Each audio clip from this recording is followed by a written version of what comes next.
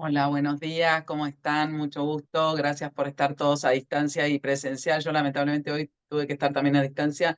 Les quiero agradecer muchísimo a Sebastián y Alexandra. Bueno, voy a presentar la temática, bueno, y a Pablo que organiza estos talleres de innovación. Es un nuevo encuentro de nuestros talleres de innovación. Para quienes no me conocen, soy Liliana Hidalgo, directora general de la Cámara de Comercio e Industria Franco-Argentina. Nuestra Cámara organiza asiduamente estos talleres de innovación. Les agradecemos mucho a Levagón. Ahora los voy a presentar. El título de la charla es La introducción a la ciencia de datos e inteligencia artificial que hay detrás de la caja negra. En esta charla se abordarán los conceptos fundamentales de la ciencia de datos e inteligencia artificial, explorando su funcionamiento interno y las aplicaciones prácticas que tienen en el mundo actual. Se abordará el concepto de caja negra asociado a la inteligencia artificial, analizando los desafíos y oportunidades que presenta su transparencia e interpretabilidad.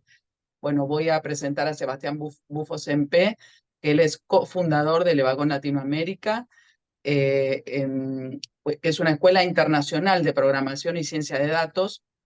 Desde hace 5 años, Levagón es el bootcamp más reconocido internacionalmente, con presencia en 45 ciudades y 25 países y una comunidad de más de 14.000 profesionales. Sebastián estudió en el ITBA, es ingeniero industrial, inició su carrera en la TAM a los 22 años y tras hacer un programa en Levagón en Barcelona, decidió lanzarlo en Argentina y expandirlo en América Latina, llegando a Chile, Brasil, Perú y México. Y la Cámara tiene la suerte de contarlos desde hace poquito como socios, así que bienvenidos como socios una vez más. Muchísimas gracias a ambos por estar acá y Sebastián por tu alocución. Te dejo con el auditorio y gracias. Bueno, muchísimas gracias Liliana, Pablo, por lo que vendría a ser la organización y también por invitarnos. Muy contento de estar asociados a la cámara. Ahí Pablo nos va a compartir la presentación. La idea de hoy es brevemente contarles un poco sobre inteligencia artificial, una introducción breve y un poquito qué es esta caja negra o lo que vendría a ser las redes neuronales y demás. Brevemente sobre Levagón. Levagón es una escuela de programación que está presente en 45 ciudades en el mundo, tiene más de 27.000 graduados. Nos enfocamos en lo que vendría a ser la capacitación de personas, empresas y trabajar con universidades en lo que vendría a ser todo lo que es tecnología. Brevemente, ¿qué es lo que permite el Evabond? Desbloquear lo que vendría a ser el potencial de las personas en un tiempo muy, muy acotado, de 2 a 6 meses, permitiendo no solamente a las personas que por ella tienen una carrera laboral, hacer un giro de esa carrera laboral o iniciarse en lo que vendría a ser esa carrera laboral. Ahí creo que tengo que... Ahí está. Esto es un poco la presencia del Evabond a nivel global y sin mucho más, entramos en la temática de hoy, la introducción a la ciencia de datos. Para entrar a lo que vendría a ser la ciencia de datos, primero tenemos que entender de qué se trata un dato y traté de bajarlo bien a tierra para que sea bien palpable para todos. Un dato básicamente es la generación que genera un dispositivo o nosotros mismos y el registro. Es decir, básicamente nosotros tenemos constantemente entrada de datos en cualquier momento, incluso en esta videollamada de Zoom. Lo que vendría a ser la segunda etapa es lo que vendría a ser el procesamiento y la codificación, ¿sí? Lo que termina sucediendo es que el dato se termina registrando en la computadora como lo que vendría a ser un binario. Y cuando nosotros los vamos almacenando, hay dos tipos de manera de almacenarlos. Es la persistencia de ser de manera permanente, lo que vendría a ser la computadora, ¿sí? Que terminan siendo unos y ceros, o lo que vendría a ser la memoria RAM, que es cuando nosotros levantamos ese dato nuevamente de lo que vendría a ser unos y ceros y lo trabajamos en la memoria de la computadora. Entonces, esto es un poco para que se entienda de qué se trata un dato. Y les puse un ejemplo bien claro ahí. IAE es una escuela de negocios con la cual estamos trabajando en la Argentina y con la cual yo dicto clases. Entonces, para guardar la palabra IAE, para darles una idea, se utiliza un cierto código que se llama ASCII. Y la I, por ejemplo, es el código 73, que está representado por esos ceros y unos. La A está representado por el código 65, que esos son esos ceros y unos. Y básicamente después, si tomo la E, la representación son todos esos ceros y unos que en definitiva no son ni más ni menos que ciertos registros en la computadora con lo que vendría a ser los transitores, ¿sí? Entonces eso es lo que vendría a ser de cierta manera un dato, es el registro que tenemos dentro de la computadora. ¿Y dónde tenemos estos datos? Bueno, lo tenemos en lo que vendría a ser nuestras bases operacionales. Si se dan una idea, si tenemos un e-commerce o, por ejemplo, nosotros que tenemos alumnos, el registro de todos los nombres, cómo les ha ido en los programas, o incluso en la cámara, en lo que vendría a ser el registro de los participantes en el día de hoy y demás. ¿Sí? En un CRM, cuando nosotros hacemos campañas, por ejemplo, de mailing, o lo que vendría a ser en un RP, cuando nosotros hacemos compras, tenemos facturas y demás. cuando hacemos campañas de medios, lo que vendría a ser los distintos canales, o procesamiento de pagos, análisis de datos y demás. Entonces, tenemos una enorme cantidad de datos, por ahí no estamos conscientes de ello. Lo que tenemos que hacer es, de cierta manera, armar una estrategia para poder manipularlos y de ahí empezar a interpretarlos, analizarlos y, si es posible, ya empezar con modelos predictivos hacia adelante. Entonces, ¿cómo llegó a esta revolución? Para darles una idea, lo primero que nada es entender el poder de cómputo, cómo ha cambiado a lo largo de la historia. Lo segundo es la generación de datos, cómo ha cambiado a lo largo de la historia. Y lo tercero es el almacenamiento de los datos, que esto nos permite hoy poder trabajar con los datos todos almacenados y poder empezar a armar distintos modelos. Entonces, el poder de cómputo, para darles una idea, dónde estamos, es invitarlos a hacer esta cuenta, 274 más 392. Más o menos el ser humano tarda entre 2 y 4 segundos en hacer este cálculo. Entonces, para darles una idea, un procesador, es decir, cuando nosotros vamos a comprar una computadora y elegimos un procesador que tiene 2,6 GHz o alguna que otra característica, 2,6 GHz son 2.600 millones de operaciones de este tipo que puede hacer una computadora por segundo. Entonces, ese es el orden de magnitud para darle la diferencia entre lo que son las personas y cómo nosotros podemos hacer este poder de cálculo versus lo que vendría a ser el procesamiento de una computadora. ¿Sí? Entonces ahí está la evolución histórica de cómo ha ido aumentando el proceso del procesamiento de datos a lo largo de la historia.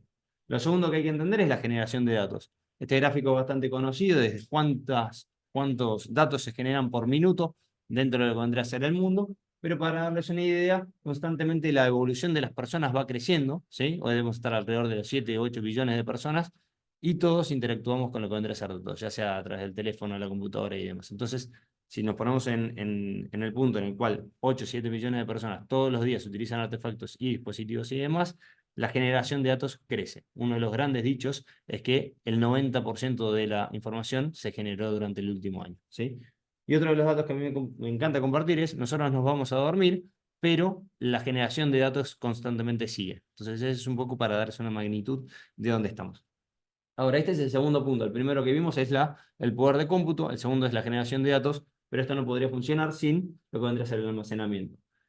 Acá es para darles una idea de la magnitud de cómo ha sido transformado el concepto del almacenamiento de los datos. El primero, fíjense que está dentro de un avión, era básicamente un disquete de 5 megabytes, ¿sí? En 1950. En el 2005 teníamos básicamente casi 200 veces lo que vendría a ser ese procesamiento en una tarjetita chiquitita con 128 megabytes, y de megabytes a gigabytes hay en orden de magnitud de 1024. Entonces, para darles una idea de cómo ha sido la transformación, y eso es en el 2014, imagínense hoy dónde estamos, ¿no? Entonces, el poder de almacenamiento también nos ha facilitado que podamos agrupar todos estos datos que vimos antes y poder procesarlos con el poder de cómputo, ¿sí? Entonces, por eso ha sido una transformación tan rápida y nos ha costado verla o, de cierta manera, hacer catch-up. Entonces, ¿dónde comenzó lo que vendría a ser la ciencia de datos? Arrancó desde el punto de vista mucho más académico, del mundo de vista de la estadística. Hoy, cuando hablamos de ciencia de datos o machine learning, por lo general, en realidad estamos hablando de estadística. Solamente que ahora, con el poder de cómputo y también con la generación de datos y el haberlos almacenados, podemos trabajarlos mucho más. Por lo general, ¿dónde se comienza lo que vendría a ser el análisis? Es con un análisis exploratorio del mundo de análisis de datos. Lo podemos utilizar para hacer reportes y dashboards. Esto es lo que nosotros estamos acostumbrados. Y finalmente, ¿por qué ha empezado a pesar tanto los datos dentro de las empresas? Es porque nosotros podemos empezar a asimilar estos datos y empezar a tomar decisiones del negocio a partir de ellos. Por eso han empezado a tener tanto valor. Entonces, esto es un poco donde estamos, ¿no? Hoy ya estamos utilizando herramientas de análisis de datos. Este es el desde, ya, en la industria. La inteligencia artificial ya pasó a ser una herramienta que todos nuestros colaboradores están utilizando. Y hoy tenemos las redes neuronales y lo que es GenAI o Generative AI, que son herramientas que nos permiten, de cierta manera, ya empezar a generar imágenes y empezar a generar, ¿sí? Un poco para contarles dónde estamos hoy o cómo es el proceso de una empresa en términos de análisis de datos. Nosotros arrancamos en lo que vendría a ser el dataset, ¿sí? Que es un conjunto de datos, y ahí, de cierta manera, lo que tienen que hacer nuestros analistas de datos es comprender dónde están, qué tan buenos son, ¿sí? Y de cierta manera, cuáles son las estrategias para recopilarlos. Pueden ser distintos Excel, pueden ser spreadsheets, pueden ser bases de datos, pueden ser que estos datos no los tengamos nosotros y trabajemos con una API, ¿sí? Que es un término dentro de lo que vendría a ser la industria, que es el consumo de datos, ¿sí? A través de ciertos conectores, o de cierta manera es un conjunto de todos estos y es como yo logro que este sistema constantemente me esté entregando datos para meterlos dentro de mi sistema, ¿sí? Una vez que yo encuentro todos estos datos, el proceso es cómo yo hago para entenderlos, procesarlos. Y acá es uno de los factores más comunes. Lo que ocurre a lo largo de la historia es que nosotros empezamos a medir los datos, pero a lo largo de los años también nuestra empresa va cambiando o los registros que podemos tener son distintos. Entonces, yo antes por ahí, si tomaría los aviones, podía tomar el tiempo de vuelo nada más, pero después puedo tomar el tiempo de vuelo, descomponerlo en el tiempo que tarda en hacer el carreteo dentro de la pista, después el tiempo que despega, cuánto tiempo está a cierta velocidad y demás, entonces va variando. Lo que también me puede ocurrir es que los datos son incongruentes, puedo tener tiempo de vuelos negativos, ¿sí? Porque fue un registro incorrecto, o lo que puede ocurrir es que tengo duplicidad de datos, o tengo 5 Excels distintos, en los cuales después cuando los uno se me duplican los datos. Bueno, todo ese proceso básicamente es el procesamiento de datos, y a su vez, si recuerdan, lo que vendría a ser los datos, de cierta manera, son unos y ceros. Entonces yo tengo que pasarle lo que vendría a ser mi modelo de inteligencia artificial, estos datos transformarlos en unos y ceros. Entonces ahí también puedo, por ejemplo, si tengo categorías de casa, departamento, castillo o lo que sea dentro de mis datos, lo que vendría a ser el mundo PropTech, por ejemplo, tengo que entender cómo yo transformo eso en unos y ceros, ¿sí? Hay distintas maneras y distintos procesos, pero básicamente lo que yo termino haciendo es trabajando con un set de datos que sea correcto, con calidad, para poder luego aplicar el modelo. Una vez que yo termino todo este proceso de la preparación de los datos, paso a lo que vendría a ser el modelado, testeo diferentes modelos de inteligencia artificial, yo ahora les voy a mostrar dos o tres para que se comprenda, y finalmente, una vez que encuentro un modelo adecuado, lo termino poniendo dentro de lo que vendría a ser mi servidor. Una vez que está dentro del servidor, lo puedo liberar para que ya sea un cliente o ya sea internamente, podemos utilizarlos. Para darle una idea, yo podría tener todos los datos de las transacciones de las tarjetas de crédito, las voy a tener cuáles han sido fraudulentas o declaradas fraudulentas, cuáles han sido veraces, ¿sí? Y un montón de características por detrás. Por ejemplo, el número de la tarjeta de crédito, el monto de la tarjeta de crédito, en qué ubicación se realizó, etcétera, etcétera, etcétera. Y eso me va a permitir a mí, a través de un modelo, yo les voy a mostrar uno, por ejemplo, que cree un modelo de inteligencia artificial que yo le voy a dar estos datos, prediga si esta transacción va a ser fraudulenta o no, ¿sí? Y esto se lo podría disponibilizar, por ejemplo, a mis clientes, los bancos y demás, ¿sí? Entonces esto es un poco para darles una idea en términos de dónde estamos en términos de datos y machine learning, pero bueno, los primeros pasos y muchas de las preguntas que recibimos en términos de las empresas son, ¿cómo arranco? ¿Cuáles son los primeros pasos que puedo dar? El primer concepto que quiero que se lleven es GIGO, es garbage in, garbage out.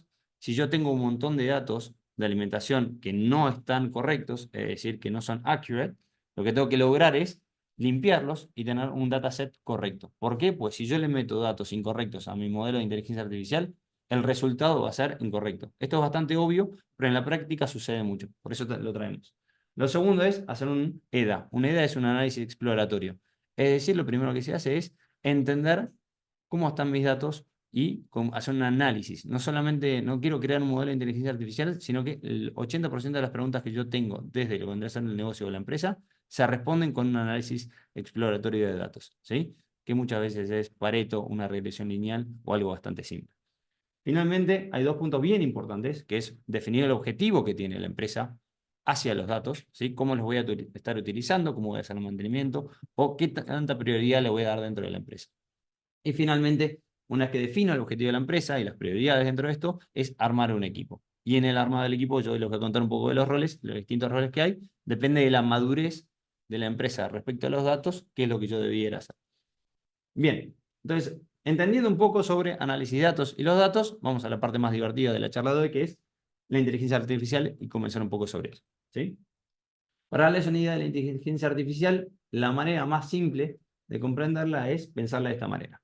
Nosotros, las personas, recibimos ingresos de datos, ¿sí? A través de la vista, la audición, el tacto, el gusto y demás. Y a partir de todos estos inputs, tomamos una decisión.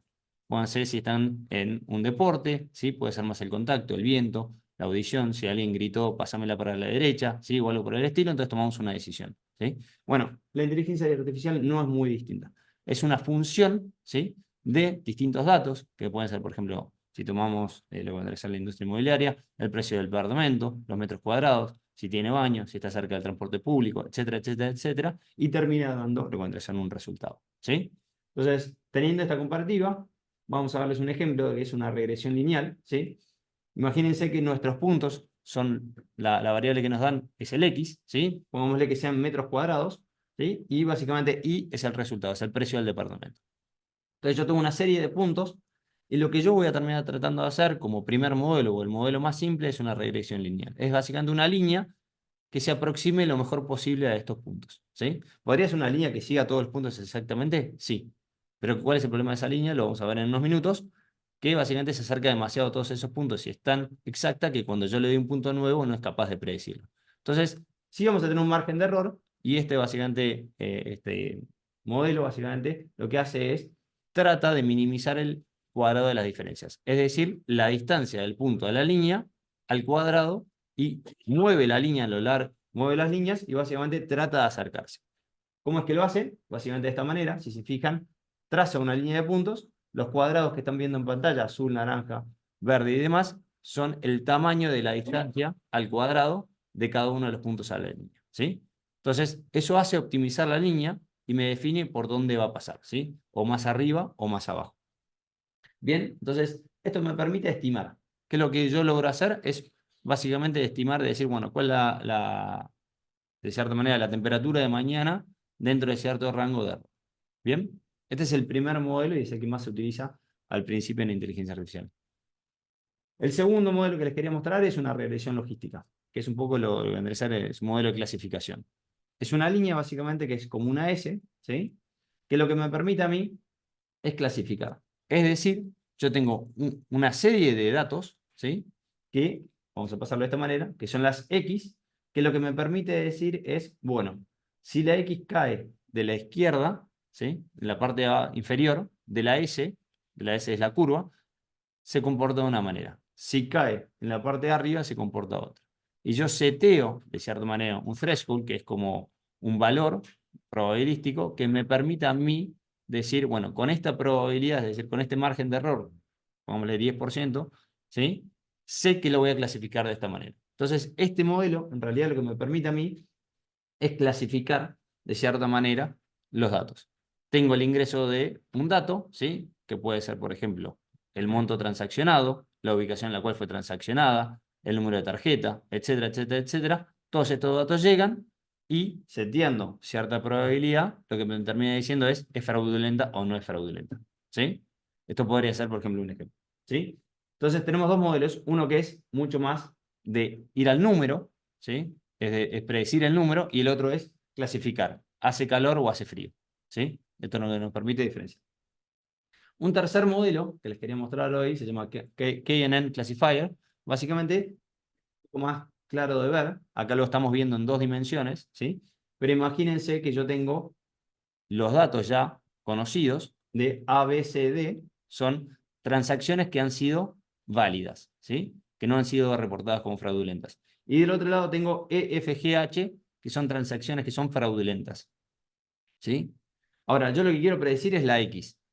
Entonces, con cierta información de el feature 1, que puede ser, por ejemplo, el monto de la transacción, y el feature 2, que puede ser, por ejemplo, la ubicación en la cual fue realizada, ¿sí? O el horario en el cual fue realizado. Acá lo estamos viendo en 2D, pero imagínense esto a muchas dimensiones, ¿sí?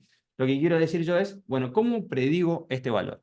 Lo que hace este modelo es decir, bueno, ¿qué tan cerca está de los datos que yo ya tengo?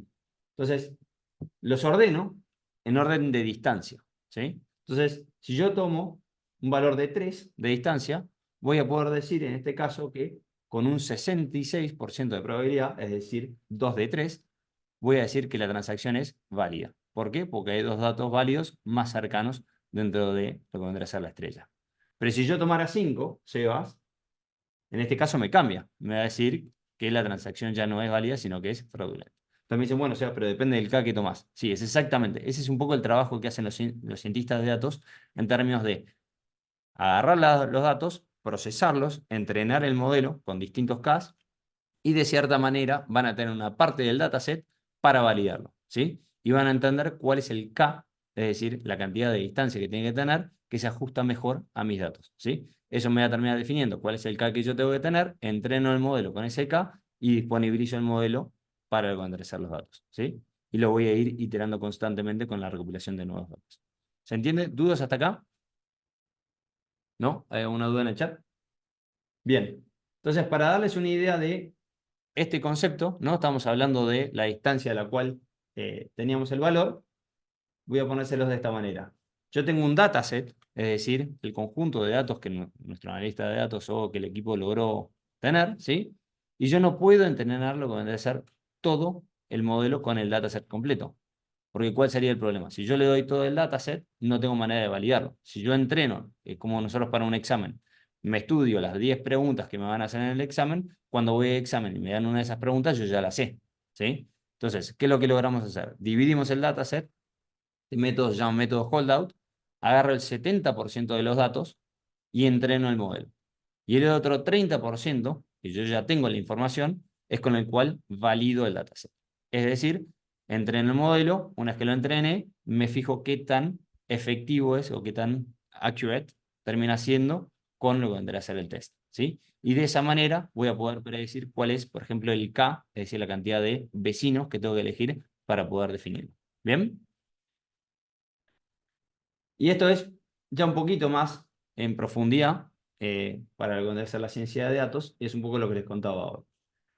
Hay dos errores dentro de lo que vendría a ser el modelado de inteligencia artificial, que es el overfitting y el underfitting, ¿sí? El overfitting es cuando yo armo un modelo que puede mapear exactamente todos los puntos del dataset que yo le di, ¿sí? Entonces, mapea, se conoce como high variance, y básicamente lo que hace es mapea exactamente. ¿Qué es lo que ocurre? Si yo le doy un nuevo dato, le va a costar procesarlo, es decir, le va a costar meterlo dentro de esa línea. Entonces voy a tener un error bastante grande. ¿Bien? Entonces, ¿por qué? Porque maché exactamente los datos que yo tengo. Del otro lado, tenemos básicamente el high bias, que es el underfitting.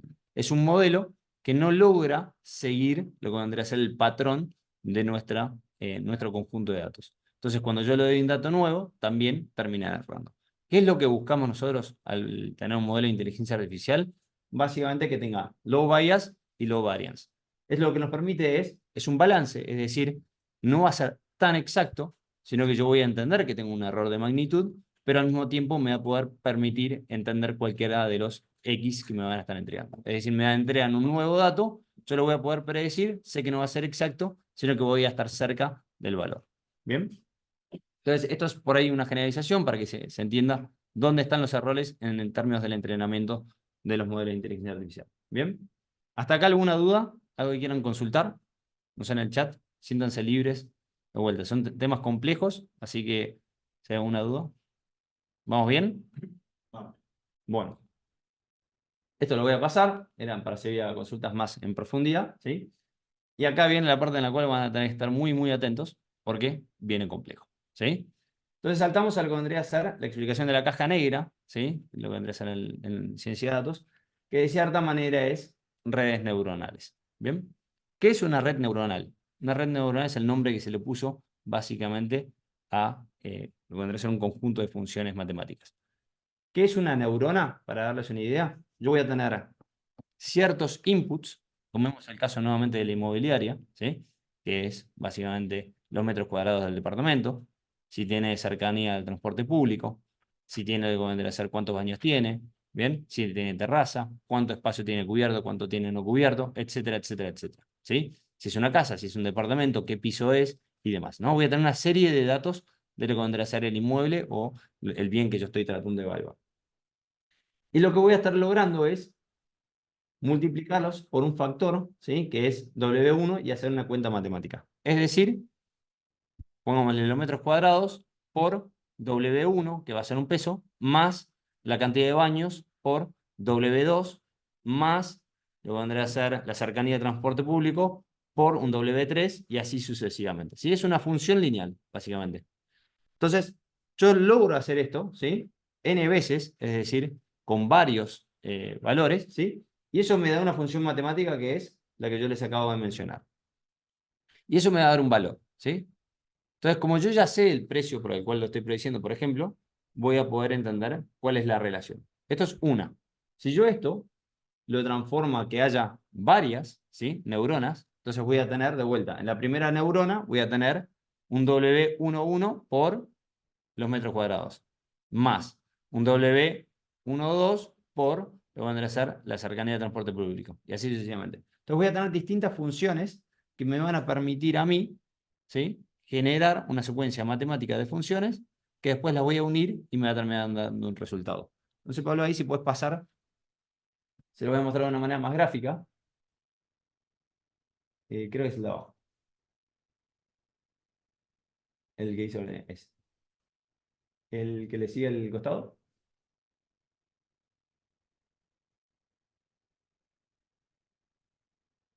La siguiente pantalla. Está justo arriba de él. Sí. Entonces acá para darles una idea, para que lo vean, es X1 y X2, ¿sí? Y tengo una neurona. Entonces ahora cuando nosotros le damos play, la información a la cual queremos alcanzar es esta que está a la derecha, ¿sí? El conjunto de datos es este que es una espiral básicamente, ¿sí? O un círculo de datos.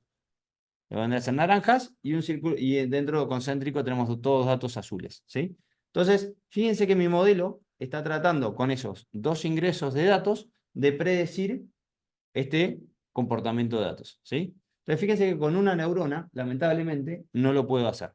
¿Por qué? Porque la función matemática, ¿sí?, que está realizando no lo permite. En este caso sería x1 por un w1 más x2 por un w2. Entonces, no lo logra hacer la función matemática, ¿sí? Ahora, si nos vamos a la siguiente, Pablito. En este caso, fíjense lo que hice yo. Construir con x1, x2 y x1 y por x2, básicamente distintos inputs, ¿sí? Estos pueden ser los metros cuadrados, la cantidad de baños, y abajo pueden ser los metros cuadrados por la cantidad de baños, ¿sí? Que es un feature, es un input que yo le estoy dando al modelo que creé yo de cierta manera, ¿sí? Entonces, y acá tengo, en vez de una neurona, tengo varias neuronas y tengo varias capas de neuronas. Ahora, cuando yo le doy play, lo que termina ocurriendo, si quieres ahí dale stop, es que el modelo termina siendo eficiente y termina prediciendo el comportamiento. Fíjense que ahora mi modelo dice todo lo que está alrededor puede ser naranja y lo que está en el centro es azul. ¿Cómo lo hace? Bueno, van a ver que hay líneas, ¿sí?, que van, por ejemplo, de X1, X2 hacia las 4 neuronas, ¿bien? Y básicamente tengo distintas capas. En la primera parte van a ver que las líneas de cierta manera o son más gruesas o son más finas, ¿sí? Lo que está diciendo eso es el peso que le está dando en términos de la función, ¿sí? Entonces, supongamos nosotros estamos prediciendo el precio de un departamento, probablemente lo que ocurra es que en el precio del departamento los metros cuadrados influyan mucho, ¿sí? Entonces, el peso específico que se le va a dar a lo que vendría a ser el metro cuadrado va a tener una gran preponderancia, ¿sí? Entonces, como decíamos, era metros cuadrados por un W1, bueno, ese W1 probablemente tenga mucho peso, más lo que vendría a ser, o sea, la cantidad de baños por un W2, por ahí el W2 no tiene tanto peso, ¿sí? Entonces, para darles una idea de cómo se construye una red neuronal. Si querés pasemos al otro. Este ya está, si querés volvamos a la presentación. Sí.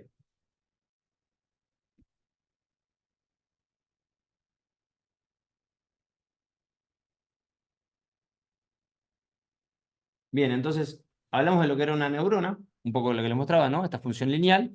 Ahora tenemos varias neuronas, ¿sí? Para cada neurona hago exactamente lo mismo, ¿sí? Termino seteando un peso específico por x1 más otro peso específico por x2 más otro peso específico por x3, ¿sí? Y de cierta manera esto termina, creo que tenés que apretar en la presentación. Ahí está. Lo que me termina dando es esto, ¿sí? Tengo los ingresos de datos, tengo lo que vendría a ser las distintas neuronas, que se llama una capa de neuronas, y lo que termina ocurriendo es, a medida que esto va creciendo, la complejidad requiere mayor cantidad de poder de cómputo, básicamente tengo una red neuronal, ¿sí? Que cada una de esas líneas que están viendo es la multiplicación del resultado, ya sea del input, es decir, los metros cuadrados, o el resultado de la función anterior, es decir, los metros cuadrados por un peso específico más la cantidad de baños por otro peso específico, ese ahora va a ser mi resultado que lo uso para otra nueva neurona, ¿sí? ¿Se entiende conceptualmente? Todo esto básicamente termina dando un input de salida el cual puede terminar prediciendo lo que vendría a ser el resultado. ¿Qué significa entrenar un modelo de inteligencia artificial o una red neuronal? Básicamente es un poder de cómputo que yo le digo cuál es el precio de los departamentos que ya es conocido, le pongo todos los datos del otro lado en términos que hablábamos recién, pisos, cantidad de metros cuadrados, etcétera, etcétera, etcétera. Voy a forzar a que mi modelo pueda predecir esto, ¿sí? Lo que voy a ir variando es la cantidad de neuronas, la cantidad de capas, y un modelo se considera entrenado cuando llega a cierto nivel de accuracy, ¿sí? Y finalmente me puede dar el peso específico de cada una de las líneas que están viendo. Una vez que yo tengo ese peso específico, fíjense que no es más que una ecuación matemática, ¿sí? Entonces yo tengo mi modelo entrenado, lo subo a un servidor, ¿sí? Que en realidad no tiene tanto peso, pues son solamente pesos específicos. Yo le doy los datos nuevamente de un nuevo departamento, hace la multiplicación matemática y me termina dando el resultado, ¿sí? ¿Se entiende conceptualmente de qué se trata el entrenamiento de un modelo? Entonces, por ejemplo, cuando nosotros trabajamos con modelos, no es que cuando nosotros le damos un dato, tiene que hacer todo el poder de cómputo de vuelta. Ya está entrenado, ya tiene todos los pesos específicos, lo único que va a hacer es la multiplicación matemática y me devuelve el valor, ¿sí? ¿Dudas hasta acá? ¿Alguna consulta que haya en el chat o del público acá? ¿No? Se puso bastante matemático el tema, pero para que se entienda un poco dónde estamos, ¿sí? Entonces, fíjense, finalmente quería mostrarles, si quieres volver a la... Creo que si pones escape y cambias el tab, con eso creo que es suficiente. Eso. Ahora, ¿qué pasa? Este que está acá, si se acuerdan, si volvés uno, Pablito, en el tab, el antes. En este caso, fíjense que la red neuronal es la misma, ¿sí? Fíjense que tengo 4 capas, ¿sí? Tengo el mismo ingreso de datos y el modelo que tengo que predecir es básicamente los puntos centrados y los que están alrededor. Si yo me voy a otro dataset, es decir, otros datos, y quiero predecir este modelo, y utilizo el mismo patrón, si quieres darle play, fíjense que en este caso, este tipo de red neuronal no funciona, ¿sí?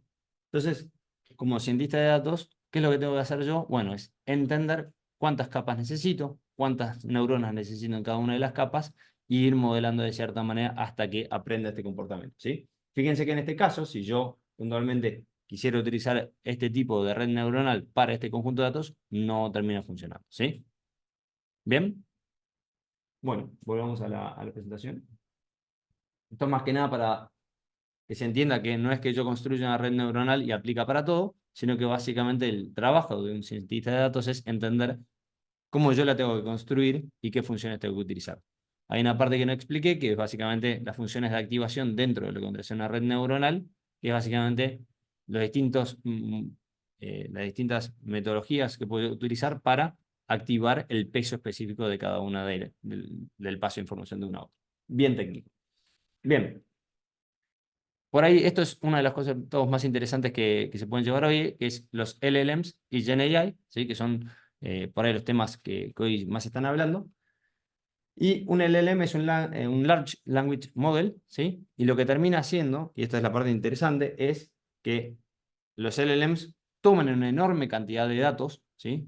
Textuales, es decir, texto, ya sea de documentos, libros y demás, o pueden ser páginas web y demás, y terminan comprendiendo lo que vendría a ser los patrones y las estructuras del lenguaje, ¿sí? Lo que terminan generando es que permiten predecir la palabra siguiente y de esta manera armar párrafos y demás. Entonces, esto es lo que tiene interesante un LLM, básicamente es una red neuronal mucho más compleja y profunda, ¿sí? La cual la entrenan y una vez que está entrenada nosotros la podemos utilizar. ¿Para qué se utilizan básicamente los LLMs hoy? Bueno, algo bastante simple, que es redactar informes, artículos, ¿sí? Algo que son muy buenos es en traducir, ¿sí? Porque no solamente entienden lo que vendría a ser una palabra, sino que entienden lo que vendría a ser el contexto dentro de la oración, ¿sí? Finalmente, también lo que sirven mucho es para asistentes virtuales, lo que vendría a ser chatbots e intelectual. ¿En qué se diferencian los LLMs? Básicamente con GenAI. Bueno, Generative AI, que hoy se conoce como GenAI, es básicamente algo muy similar a los LLMs, pero básicamente tiene un cambio fundamental. Que yo le tengo que dar el dataset exacto para el cual lo quiero entrenar, ¿sí? Entonces, en este caso, por ejemplo, La idea es recopilar los datos relevantes a lo que vendría a ser a lo que yo quiero alcanzar. Entonces, si voy a pedirle que genere imágenes, le tengo que dar una enorme cantidad y calidad de imágenes con respecto a ello, ¿sí? Entonces, lo que primero hago es, le doy todo este dataset, después lo entreno. Acá hay una diferencia contra los LLMs. Algunos de los LLMs de todas maneras lo utilizan, pero tienen dos tipos de arquitectura distintas que se llama GAN, una es una, y la otra es Transformers, ¿sí? Que lo que me permiten de cierta manera es un proceso distinto en términos de entrenamiento de los datos. El modelo se entrena básicamente con un forward pass o un backward pass. El backward pass es básicamente, en los LLMs es hacia adelante, yo le voy dando datos y la información fluye hacia adelante. En los GenAI lo que me permite es volver hacia atrás dentro de lo que vendría a ser la cadena y las neuronas. Entonces, esto es un poco el poder de cambio, y lo que termina generando la oportunidad es la generación de imágenes, videos, música, y la creación básicamente de modelos o incluso en términos de texto, ¿sí? Entonces, esa es un poco la diferencia entre los dos, para no entrar en la parte más técnica. Bien, y por ahí cerrar tratando de explicarle en términos de estructura de equipos, ¿sí? Y cómo trabajar en términos de los datos. Esto en algunos lugares es bastante, por ahí ya lo tienen asimilado, pero una de las grandes preguntas es cómo comienzo, y una vez que entienden el concepto de garbage in, garbage out, que es básicamente que tengo que tener una buena cantidad de datos y bien trabajada desde el momento uno, y que eso va a alimentar a mis modelos. Lo segundo es cómo armo mi equipo, cuántos analistas de datos necesito, cuántos data scientists necesito, cuántos ingenieros de datos necesito. Bueno, vamos a contarles un poco de qué se trata cada uno de los roles. Entonces, para poder contarle cada uno de los roles, es que se entienda lo que vendría a ser el stack moderno, ¿sí?, de una empresa en términos de manipulación de datos. Lo primero que tengo que hacer es, como les contaba anteriormente, los data sources. Es básicamente de dónde yo colecto esta información, ya sea de Access, de Google Spreadsheets, de queries dentro de lo que vendría a ser distintas bases de datos, con SQL o con BigQuery. Puedo también trabajar en términos de lo que vendría a ser el procesamiento de datos con APIs, ¿sí? Este fenómeno se llama básicamente extract and load. Extraigo toda esta información, ¿sí?, y la cargo a mi sistema. Una vez que la cargo a mi sistema, viene un proceso que es básicamente la transformación de estos datos. Y lo que yo tengo que hacer es prepararlos para lo que vendría a ser mi dataset. ¿Bien? Una vez que yo lo preparo, hay dos cosas que puedo realizar. La primera es un análisis, ¿sí?, para poder hacer reportería y dashboards. Y la segunda parte es activar a lo que vendría a ser. Y ahí, bueno, hay una parte más que también puedo hacer que se llama reverse ETL, que es básicamente volver hacia atrás en términos de cada uno de los datos, ¿sí? Uno de los puntos bien importantes acá es que hoy las empresas, o una gran parte de las empresas, una vez que procesa todos los datos, uno de los puntos más importantes es trabajar con Power BI, Looker Studio, ¿sí?, o Tableau, dependiendo del estadio de la empresa. ¿Para qué? Para que las personas puedan, de cierta manera, tener ownership de los datos y poder consultar las bases de datos, o si quieren los datos, de cierta manera, de manera simple. Es decir, a título más personal, y no tener que pedirle a un equipo que me pase cierto reporte, ¿sí? Para eso se utilizan lo que vendrán a ser los tableros.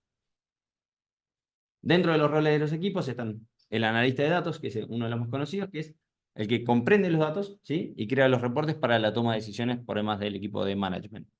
El ingeniero de datos básicamente se encarga de mantener la infraestructura, es decir, toda la parte de extract, load, ¿sí?, y la transformación. Está en esa etapa. El científico de datos básicamente trabaja de cierta manera en el EDA, en el análisis exploratorio, pues es un punto bien importante para entender qué datos vamos a estar utilizando, pero es el que de cierta manera empieza a testear los distintos modelos de inteligencia artificial para entender cuál voy a utilizar, y si no hay tantos recursos, es el que se encarga de optimizarlos para su funcionamiento, ¿sí? Piensen que constantemente estamos generando data, y probablemente mayor cantidad de data a medida que la empresa va creciendo. Entonces tengo que volver a tomar toda esa data, volver a entrenar el modelo y entender si ese modelo es el que sigue aplicando, ¿sí? El arquitecto de datos básicamente es un rol para ya una empresa un poco más grande, y lo que termina definiendo es la arquitectura en términos de las bases de datos, cómo voy a estar almacenando los datos, básicamente para soportar las necesidades del negocio. Esta última parte la agregué porque me parece muy importante, que es, dependiendo del objetivo principal que se definió al principio, qué es lo que yo voy a estar, para lo que me voy a estar preparando, ¿sí? Por ahí, si hay una empresa que no voy a estar impulsando tanto los datos, sino que es mucho más operacional, entonces lo único que quiero es tener el registro por si en un futuro quiero utilizarlos. Algunos de los roles, estos son los 4 roles más conocidos, ¿sí?, dentro de lo que vendrán a ser los equipos de datos. Algunos roles un poco menos conocidos es el gerente de datos, ¿sí?, es el que se encarga básicamente que cuando ahí perdón, dice diseña y mantiene, este es el ingeniero, pero es la persona que se encarga de agarrar un proyecto de datos, ¿sí? Implementarlo y cumplir con los tiempos, ¿sí? Es el rol fundamental del gerente de datos. El ingeniero de Machine Learning, básicamente, este es un puesto específico para ya cuando tengo modelos de inteligencia artificial dentro de lo que vendrá a ser mi empresa, y lo que termino haciendo es optimizándolo y dejando que el cientista de datos vaya probando otros modelos o vaya armando, si quieren, otros modelos para otros puntos del negocio que estoy necesitando, ¿sí? Es un puesto muy, muy específico ya cuando tengo los modelos dentro de la empresa. El analista de datos, básicamente, es el puente entre el negocio y lo que vendría a ser el equipo de datos. Y el ingeniero de datos en la nube, que básicamente hoy es un perfil bastante demandado, lo que termina haciendo es todo el procesamiento de datos. Imagínense los modelos de inteligencia que yo les mostré hoy, de redes neuronales y demás, ya no los procesamos en lo que vendrán a nuestras computadoras. Lo que terminamos haciendo es utilizando GPUs en la nube. Entonces, para poder realizar esto, lo que termino necesitando de cierta manera es un especialista en lo que vendrá a ser el trabajo de la nube, ¿sí? Y finalmente agregué un último que está tomando mucho peso dentro de las empresas, que es la gobernanza de datos, ¿sí? Esto es una persona que está encargada, no hace falta que sea un ingeniero de datos o que tenga el skill, sino que es la persona que vela porque la información, primero que nada, sea segura, sino que, segundo, que no sea sesgada, y también entender a quiénes le damos acceso y cómo la manipulamos dentro de la empresa, ¿sí? Esto está tomando cada vez más peso. Bien, algunos comentarios finales de la presentación de hoy. Y algunas recomendaciones. Primero que nada es que la inteligencia artificial está transformando todas las industrias y por ahí se habla de que esto es un hype, como ha sido, por ejemplo, blockchain o distintas tecnologías exponenciales. En mi opinión personal, es como Internet de hace 15, 20 años. No es un hype, sino que realmente está transformando y la velocidad a la cual va es mucho mayor a la que pensamos y lo estamos viendo, ¿no? Año a año en términos de, por ahí cosas que vemos en demos en Estados Unidos o en el resto del mundo y decimos, bueno, estamos lejos de eso, fíjense que rápidamente llegan a nosotros, ¿sí? Nunca pensamos que por ahí tenemos ChatGPT a nuestra disposición o DALL-E, entonces cada vez vamos a ver un poder de transformación más rápido. La interacción humana cada vez también va a ser menos, porque básicamente van a empezar a trabajar agentes de cierta manera entre ellos, y nosotros no vamos a tener tanto peso, y nosotros básicamente vamos a transformarnos en personas que le van a decir comandos a estos modelos o a este tipo de agentes, ¿sí? Entonces ese es mi primer punto para que estemos al tanto. Lo segundo es que nuestros equipos ya lo están usando. Por más que nosotros no hayamos capacitado a nuestros equipos o no hayamos querido, de cierta manera, impulsar las herramientas dentro de lo que va a hacer la empresa, ya lo están usando. Le pueden preguntar a cualquiera de las personas de sus equipos. Probablemente ya están utilizando ChatGPT o están utilizando Claude o están utilizando algún que otro modelo para realizar algo. Una de las cosas bien importantes aquí es entender los riesgos que eso conlleva. No sé si han leído, pero en algunos casos por ahí suben la información a ChatGPT, esa información, luego ChatGPT la puede utilizar para entrenar a sus modelos. Lo que termina ocurriendo es que se termina filtrando información por ahí confidencial dentro de la empresa, ¿sí? Entonces, ahí los invito a que, de cierta manera, trabajen con los partners, ya sea OpenAI o los distintos, o Microsoft, Copilot y demás, que se puedan armar ambientes, si quieren, de cierta manera, cerrados, en los cuales esa información no se filtra para las otras empresas, ¿sí?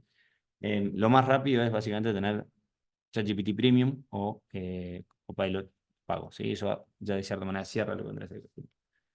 Lo tercero para mí es entenderlo, ¿sí? Fíjense que hoy hablamos por ahí de una regresión lineal, una regresión logística, entendimos lo que era una neurona, ya no es algo que es tan lejano, por ahí obviamente no es tan simple verlo en 10 minutos, entender lo que es una red neuronal, por ahí hay que estudiarlo un poquito más, pero acercarnos nos ayuda a entendernos y cómo aplicarlo dentro de lo que acontece en una empresa, ¿sí?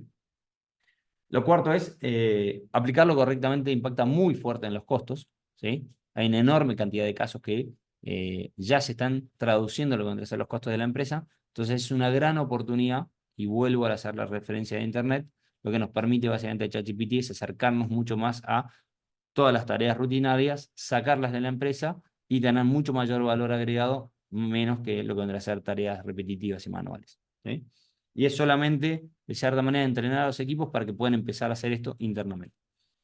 Y el punto número 5, y es el que más me gusta comentar a mí, es perderle el miedo a este cambio o esta nueva revolución digital y es básicamente empezar a caminar a lo largo y es empezar a acostumbrarse a utilizar estas herramientas. Las herramientas no se van a ir y cada vez van a ser más, solamente hay que entender cómo utilizarlas y cómo utilizarlas para impactar de cierta manera beneficiosa para nosotros. Eso es un poco lo que tenía para hoy. La idea es un poco abrir a consultas, dudas y demás. Y bueno, ahí estoy yo, Sebas, y si quieren también seguir a Levagón, estamos compartiendo casi siempre información sobre esto, así que interesante para si les interesó el concepto de ciencia de datos, inteligencia artificial y demás. Tratamos de escribir artículos para bajarlo y acercarlo hacia las empresas. Y aprovecho a presentarles a Ale. Ale se encarga básicamente de todo lo que vendría a ser empresas, que le pedí que se sume hoy en Latinoamérica, así que un poco para darles esa idea. Incluso por ahí nos pueden plantear de qué industrias están y demás, y tenemos casos de éxito con, o sea, distintas industrias, en el mundo fintech con Visa, en lo que vendría a ser por ahí el mundo mucho más de e-commerce o de retail y demás. Puede ser IKEA, banca, trabajamos mucho. Entonces, más que nada para conocerlos, y por ahí si les queda alguna duda o consulta, de lo que vendría a ser la presentación. Y estamos ahí. Me quedaron 5 minutos para consultas. No sé si habrá en el chat. Muchísimas gracias, Sebastián, ¿eh? La verdad que excelente la charla. Gracias, Ale, también por sumarte. O sea, ¿qué tipo de perfil tienen? Bueno, es una gran pregunta. Tenemos 3 perfiles muy marcados. Los analistas de datos es un perfil que no requiere, si quieren, de cierta manera, experiencia previa dentro de lo que vendrá a ser la industria. Entonces, por ahí una persona que tiene una carrera distinta en economía o por ahí en física o distintas carreras, vienen, se capacitan y de cierta manera pueden traer los conceptos de la economía, de la física, de la psicología y demás a una empresa con ya la aplicabilidad. La gran ventaja que tiene Levagón, o la diferencia que tiene Levagón, es que entrenan a las personas para que sea de manera muy práctica. Entonces, lo que buscamos nosotros es que las personas, al terminar la capacitación, y por eso de la manera en la cual lo hacemos de cierta manera desde el día 1, es que pueden entrar a una empresa. Nosotros pensamos que las personas que vienen a capacitarse con nosotros están buscando insertarse de cierta manera laboralmente. Entonces, lo que buscamos es que del día 1 estén a nivel profesional. Para darles una idea, el día 1 setean la computadora en el ambiente profesional y trabajan desde el día 1 también. Para nosotros es una complejidad porque el día 1 es muy difícil para ellos. Porque ya lo seteamos a nivel profesional, tienen la pantalla esa de hacker negra y demás. Pero realmente cuando terminan el programa ya están listos para empezar a trabajar al día siguiente dentro de la empresa. Y dentro de los perfiles tenés el analista de datos, el cientista de datos, ¿sí? Que por lo general salen en un perfil mucho más junior, ¿sí? Para arrancar en esa carrera, pues es una carrera bastante difícil. Y lo tercero es el ingeniero de datos, que básicamente trabaja mucho en esa parte en términos de comunicación de distribución.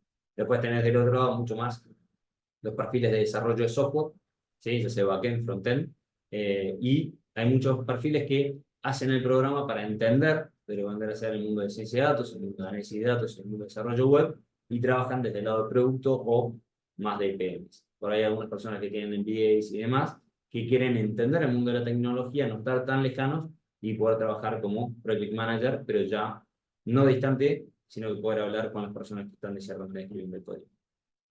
No sé si se responde. Caso de éxito, por ejemplo, estoy abogado, solo por el estilo, porque eso me cuesta a mí encontrar, por ejemplo. Hace poco tuvimos un graduado que vino de una Legal Tech de Barcelona. Bueno, estoy tratando de acordarme el nombre, pero no puedo acordar el nombre de la empresa.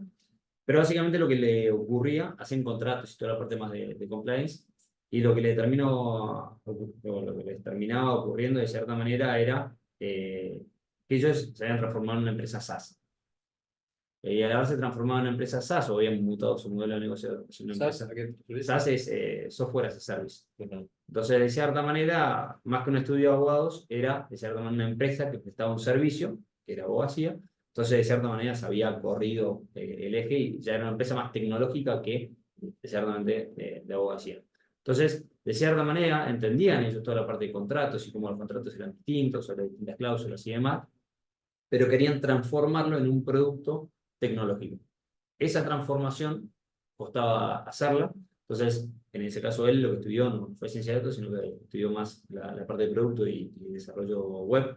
Entonces logró entender cómo podía armar de cierta manera una arquitectura y de cierta manera llevar todo lo que vendría a ser los conceptos de abogacía, es decir, el contrato, las cláusulas y demás, descomponerlo en lo que vendría a ser distintos módulos y que es, al momento de crearlo, de hacer un contrato, era bueno, quiero crear un contrato con todas estas cláusulas, con todos estos conceptos y demás, y de cierta manera automáticamente se generaba el contrato.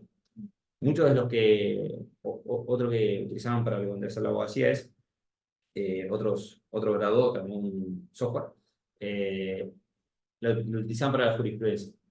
Entonces hicieron dos cosas bastante interesantes que estaban conectadas a lo que vendría a ser un cientista de datos.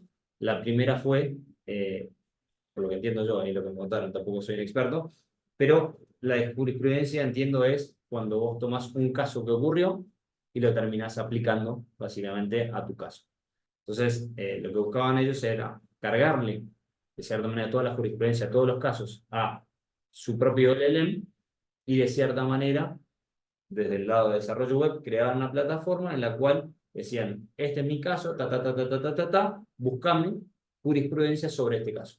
Entonces, lo que tenía interesante era que no era la persona a la que se tenía que acordar de los distintos casos o que tenía que haber estudiado, sino que le decía, mira, tenés referencias a estos 50 casos y obviamente después el abogado tenía que ir y buscar las referencias y entender si aplicaba o no aplicaba, pero era una herramienta de búsqueda mucho más avanzada. Como que reemplazaría un poco, no sé, un paralegal, por Claro, ejemplo, esa sí, sí. plataforma. Yo no conozco bien el mundo de la abogacía y demás, pero sí, el concepto era básicamente reemplazar por ahí una tarea mucho más manual y además es muy difícil que una persona sepa 50 millones de casos, ¿no? Entonces, esa es la parte que lo que hace muy bien un modelo de inteligencia artificial es entender el patrón, ¿sí? O el contexto del lenguaje. Eso es el gran avance en el último tiempo, ha sido el contexto y tener memoria.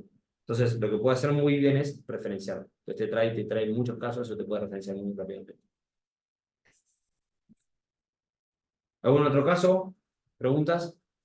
Y, digamos, eh, y además de hacer formaciones así, digamos, más educativas, hacen también trabajos, digamos, de lo que tú estuviste mostrando, de entrenar un modelo para empresas.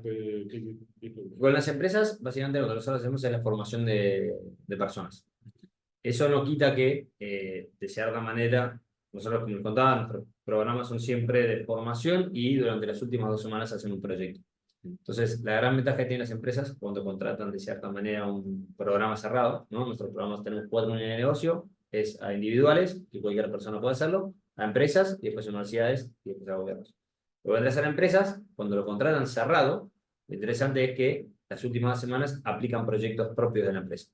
Entonces, por ejemplo, tuvimos un banco que armó un modelo de inteligencia artificial, ellos hicieron un programa 18 personas de ciencia de datos y el proyecto, que después se materializó básicamente en una reducción de costos grande dentro de la empresa, fue básicamente que todas las transacciones que nosotros operamos de cierta manera dentro del banco, las tenían que procesar, ¿no? Entonces lo que armaron es un modelo de inteligencia artificial que tomó el historial de las transacciones, ¿sí? Y básicamente entendió en qué momento hay picos de transacciones. Esos picos de transacciones lo que le genera a la empresa es un enorme costo, porque no están, primero que nada, no saben cuándo van a hacer y no están preparados. Entonces lo que armaron es un modelo de inteligencia artificial que les predecía cuándo iban a tener estos picos y de cierta manera se preparaban para estos picos para bajar los costos en términos de infraestructura de procesamiento. Y por ahí, por ejemplo, no las procesaban exactamente en ese momento, sino que las procesaban, no sé, los sábados a las 3 de la mañana. Entonces les permitió primero entenderlo y después empezar a decir, bueno, ¿qué acciones tomamos para esto? Entonces, de cierta manera, no hacemos consultoría per se, sino que trabajamos con algunas que otras consultoras, pero de cierta manera, si les permitimos dentro de nuestro programa, una gran ventaja que tienen es, nosotros tenemos todos los profesores de Lebanon en realidad son practitioners del mercado. No tenemos profesores por ahí como una universidad, ¿no? Que por ahí son más full time. Nosotros no tenemos a nadie full time, son todas personas que trabajan en la industria y vienen y dan 1 o 2 días para nosotros o 3 días. Y por ejemplo, si están en términos de fraude, quieren armar algo en torno al fraude, traemos un profesional que esté trabajando en el área de fraude para compartir ese tipo de skills, ¿no? Que por ahí, entre entender cuáles son los 7 modelos de inteligencia artificial que puedes aplicar, bueno, te hace un scope, te dice, mira, estos tres, por lo general son los que funcionan mejor dentro del fraude, probemos tres y nos entendemos cuál de los tres sirve para ti.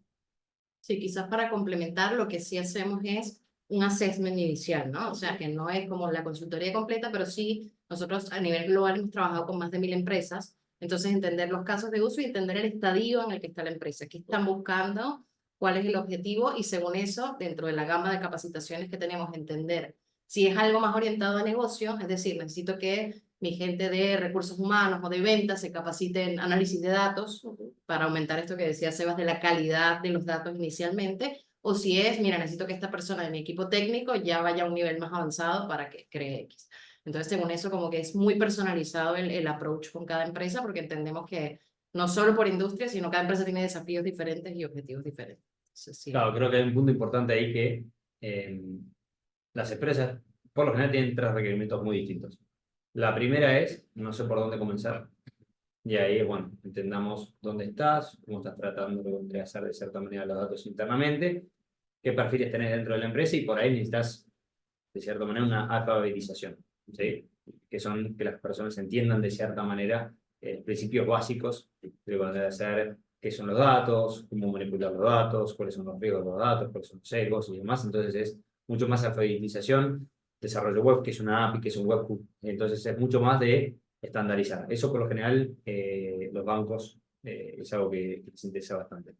Después tenés la segunda etapa que es, tengo personas en el área administrativa, puede ser un cambio dentro de lo que vendría a ser la empresa y seguramente estas personas de cierta manera o les tengo que reubicar y entonces ahí lo que hacen es un reskill. Entienden que son personas valiosas para la empresa, tienen un montón de conocimiento dentro de la empresa, pero la función que hoy está cumpliendo ha sido reemplazada, por ejemplo, por un chat, ¿sí? O por un sistema. Entonces lo que hacen es, en vez de directamente vincular a esta persona que tiene un montón de conocimiento de la empresa, es la recapacito, la transformo y de cierta manera armo un equipo de análisis de datos o armo un equipo de cientistas de datos, ¿sí? Entonces ese es el segundo paso.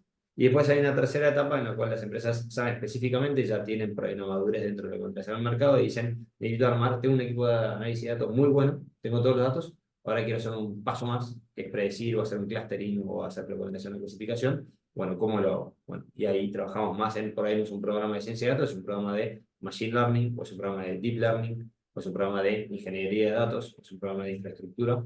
Entonces es mucho más específico a lo que está requiriendo la empresa en ese momento. Sí.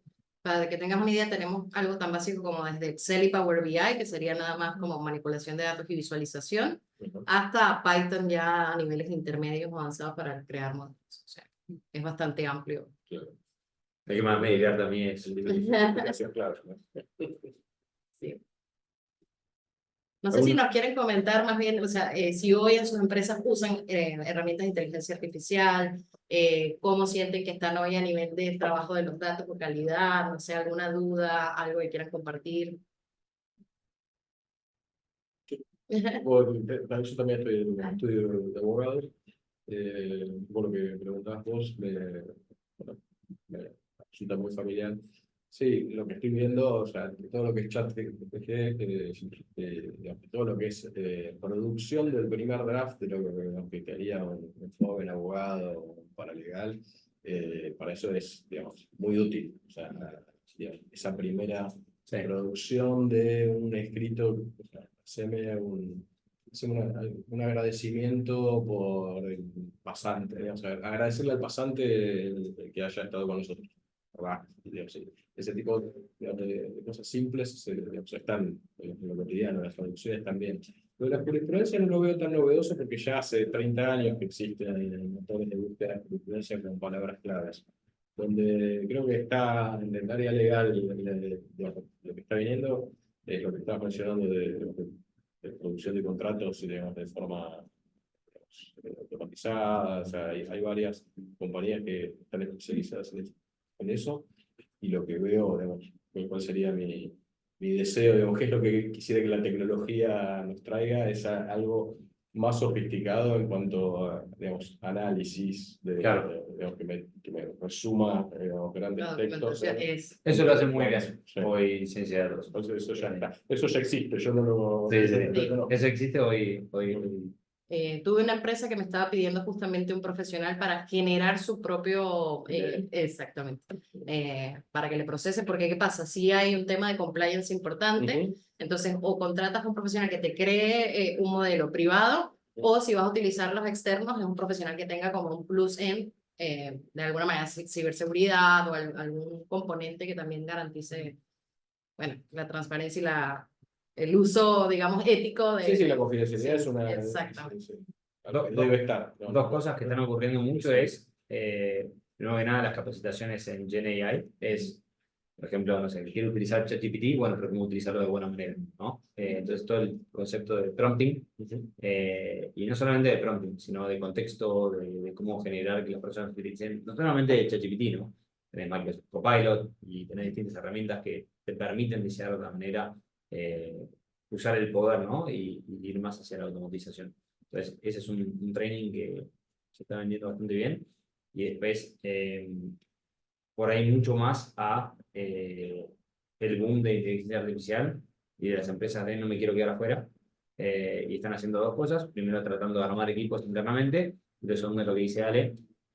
Muchas de las empresas, por lo general las grandes, quieren tratar de no tener un LLM que sea genérico, sino que entrenarlo puntualmente con su propia data y con su propia información y demás. Entonces, eso es un poco hacia dónde están yendo las grandes empresas en términos de tratar de cerrar un LLM, un sistemita propio para cada una de las empresas. Eso que mencionás de ChatGPT, el entrenamiento, la barra de abogados de París, justamente, bueno, este pasante que comento era francés, y dio unos lineamientos de cómo usar ChatGPT. Ya le está diciendo a los abogados que van a recibirse, está permitido, pero las reglas eran justamente anonimizar los datos antes de entrarlos, revisar, o sea, es imperativo revisar lo que se hace, ese es un dato interesante.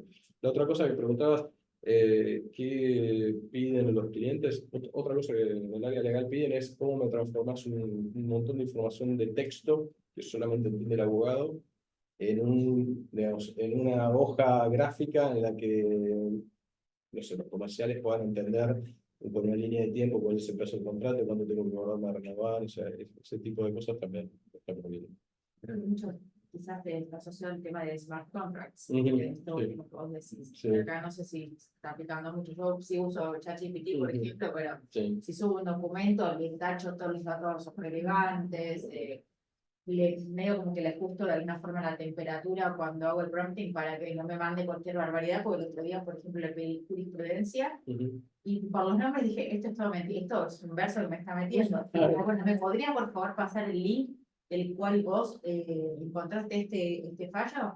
Y no, sí, siempre como fundamental pedirle el link para que bueno, valide. Sí, es que es una herramienta más. Sí, Exacto. Que te da confiarse eso. es que tal cual, es como te ahorra el paso de abrir link por link de Google, pero si uno tiene que tomarse el trabajo de decirle, bueno, primero, no alucines nada, segundo, pasame los links de todo, así yo lo puedo validar, porque Es que ChatGPT tiene una parte. a mí me mandó, te juro, 10 de Para fallos, sí, no sí, había ni inmenso. uno solo que fuese real. Es que porque ChatGPT básicamente entra a lo que vendría a ser GenAI, entonces ya tiene el poder de generar contenido de cierta manera ficticio. Entonces, muchas veces lo que se dice es, bueno, si vas a estar utilizando un LLM, ese LLM tiene que estar entrenado solamente con lo que vendría a ser la parte más legal, ¿no? Entonces, hay algunas hoy empresas que se están dedicando a este tipo de nichos para poder solventar este problema que es la creación de la nada misma, ¿no? En biología también está ocurriendo eso. Sería el garbage in, garbage out. Es que no es garbage ahí porque es. Lo genera, o sea, inventa la jurisprudencia. Inventa la jurisprudencia, exactamente. Sí, a ver, y si uno hoy a ChatGPT le dice, solo bríndame información, digamos, de jurisprudencia existente, ¿lo hace o no? ¿O zanatea igual? O sea, Si lo haces bien al prompting y le das un contexto y le explicas si haces un follow-up, sí. Lo va a tratar de hacer. Va a ir por ese camino. Solamente que realmente tenés que Sí, darle encajarlo la bien. orden para que... Sacarle bien el camino. Claro. Muy preciso, porque Sí. si no. Exactamente. O, Se va enseguida. o solo dame reglas aplicables en Argentina, eso que también nos pasa mucho en el área legal. O sea, si es una pregunta, pero no especificas solo de derecho argentino, te va a llegar la jurisprudencia colombiana. Algo que tienen los modelos es básicamente, uno de los grandes problemas de los modelos es que si vos le das, por ejemplo, 3 libros, ¿sí? Por ahí se acuerda al principio del libro, no se acuerda al final, no se acuerda del final, no se acuerda del principio, no se acuerda del medio del libro, porque básicamente les cuesta mucho retener la memoria. Esto está cambiando, de hecho los últimos cambios que están ocurriendo es exactamente, están enfocados en esto, y hoy está permitiendo que los modelos de inteligencia artificial tengan mucho más, si quieres, poder de almacenamiento en términos de memoria, y eso va a ser un cambio drástico. Yo creo que de acá 6 meses o un año vamos a estar viviendo en otra época.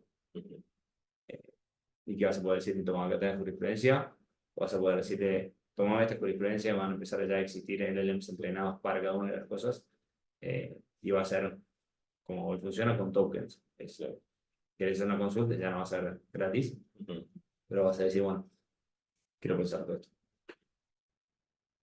Sebastián, hay una consulta en el chat. Dice, ¿qué conocimientos básicos se requieren para poder capacitarse en la creación de esta herramienta de análisis de datos? Trabajo para una empresa constructora en el área de administración y finanzas. Miren, realmente yo he vivido en 3 campos de manera de saber cómo entrar en este mundo, ¿no? El programa de análisis de datos no requiere conocimiento previo. Es un área en el cual vos podés entrar y es desde cero. El área de desarrollo web no requiere tampoco conocimientos previos. Lo que sí necesitas es, de cierta manera, un pensamiento mucho más lógico. Todo lo que se llama matemática, olvídense, la matemática es lógica, ¿sí? Lo que es el desarrollo web. El campo de la ciencia de datos es distinto. Completamente distinto, porque uno lo que necesita es la parte estadística. Si uno no tiene estadística, si uno no empieza a multiplicar matrices, o de cierta manera no tiene la parte de álgebra, o no tiene la parte matemática, es muy difícil porque arrancas de mucho más atrás. Entonces, lo que nosotros, principalmente, hay mucha gente que quiere estudiar ciencia de datos, y que lamentablemente le tenemos que decir que no. Entonces, lo que primero le decimos es, mira, nosotros te damos todo este report, o todo este curso preparatorio, hacelo, y en el que vos tengas la parte matemática, venir, realizar un examen con nosotros, en el que nos encontrás eso, podés acceder. Entonces, de hoy, de dónde estamos, el único programa que les diría que es más complejo y que para que les saquen provecho, ¿no? Porque si la persona lo hace y después no lo puede aplicar, no lo entendió, pues es demasiado duro, y si termina bajando, nos pega a nosotros como marca. Entonces, lo que terminamos haciendo es haciendo solamente este filtro en el programa de ciencia de datos. El de desarrollo web se puede hacer, el de análisis de datos se puede hacer. En términos de las herramientas, es solamente la ejercitación. Realmente, y también entender cómo funciona, no por detrás, pero ChatGPT. De cierta manera, vos le tenés que dar un contexto, le tenés que dar de cierta manera una secuencia de preguntas, y que se va a ir de cierta manera teniendo memoria. En el premium lo puedes mantener a lo largo del tiempo, en el básico no. Otra cosa que tiene el premium interesante es que puedes generar tu propio GPT. Entonces, de cierta manera ya lo tenés entrenado y no tenés que estar haciendo todo este contexto 10 veces o 20 veces, ¿no? Entonces, el manejo de herramientas es mucho más por ahí dedicarle 30 o 40 horas, entender realmente cómo utilizarla bien, y a partir de ahí ya solamente el ejercicio diario te ayuda a implementarlo correctamente, ¿no? Y también sacarle mucho más potencial, porque uno piensa que solamente escribe un texto y demás, pero puede hacer un montón de cosas distintas a las que por ahí estamos acostumbrados. No sé si Valeria. Sí, muchas gracias. Bueno, un placer tenerlos hoy, y felices de encontrarnos conectados después a través de Pablo o quien quiera. Bueno, Liliana, muchísimas gracias por tenernos. Gracias a Invitarnos. ustedes. A ustedes, Sí, muchísimas pero gracias, 3 Sebas minutos y Ale. escuchamos. Ahora sí. ¿No me Ahora sí. escuchan? ¿No me están Ahora sí. escuchando? Ah, perdón. Muchísimas gracias, Sebas y Ale, por esta locución. Gracias por su generosidad del tiempo, que ya nos pasamos como 17 minutos de la hora, pero bueno, Muchísimas gracias por estar ahí presencialmente. Espero conocerlos personalmente la próxima en algún evento. Y a todos los que se conectaron a distancia y están en presencial ahí en las oficinas de la Cámara, muchísimas gracias también. Y Pablo por la organización. Así que nos vemos la próxima. Chao, chao. Gracias. Gracias. Gracias.